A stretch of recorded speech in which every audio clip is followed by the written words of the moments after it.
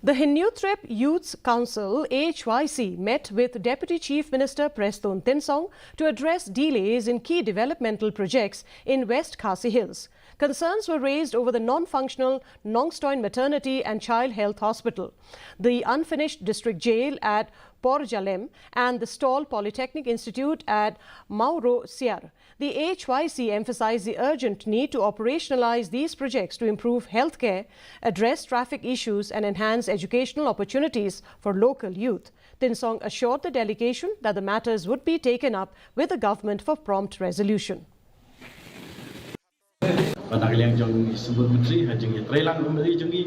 Borok langut ki amri jangi West Khasi district menteri Bagabriel bamitho kumjuru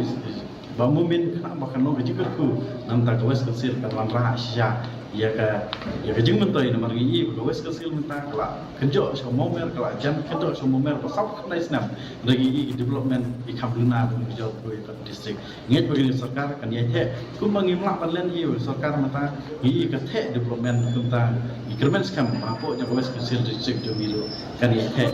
development ta kadang thajung. A major